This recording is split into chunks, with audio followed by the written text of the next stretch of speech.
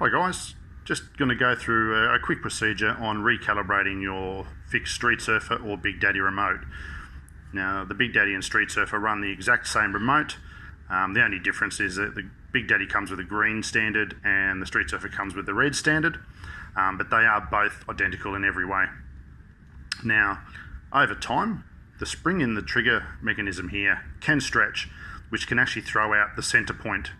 So while I'm not touching that, this can actually be sensing a little bit of throttle or even a little bit of brake. Now I've got a remote here that has an issue and needs to be calibrated, and I'll just show you what I mean and how you can tell. So we leave the board out of the picture. We don't need the board turned on. It needs to be turned off. We power up the remote. It comes on. We've got the little white cross to designate that there is no board paired up, which is what we want to see. We've got the green line around the outside giving us our battery level in the remote. And what we have in the center there is that red line. Now that red line actually indicates brake. So this remote is sensing a full brake and I'm not touching that. So obviously when you're riding, this is going to impact on the ride. So what you'll see is I'll slowly apply the trigger. The brake will slowly disappear. So I'm halfway down the trigger and now I'm at neutral. Then I start to get this blue line appear, which is throttle. And as I pull it all the way to the end, I can get myself my full throttle. The downside is if I hit and release my throttle, I'll go to full brake, even though I haven't applied a brake. So this definitely needs to be calibrated. So what we need to do is we turn this off, and we just need to make sure we're not touching the trigger. We have the trigger sitting comfortably in the center position.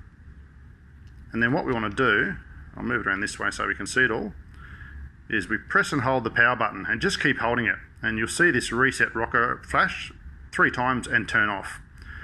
We can now let go of the button. Now there is the latest firmware is slightly different again, but it just comes up with reset joystick, OK, and then turns off. But the same thing, we just hold this power button right the way through that process until it goes blank. Okay, so now we can turn that back on, and what you should see is the white cross indicating no pairing, and the green line for the remote, and nothing else. So now I'm not touching it and we have nothing. If I push the brake out, you'll see the brake sensor come on. Let go, back to nothing. Pull the trigger, you can see the blue for the throttle. I release that and there's nothing. So this remote is now perfectly set, ready to go. Pair up to your board and away you go. Now I recommend turning the remote on first and checking this before you ride. That way every time you go out, you know that your remote's perfectly calibrated and you're ready to rock and roll.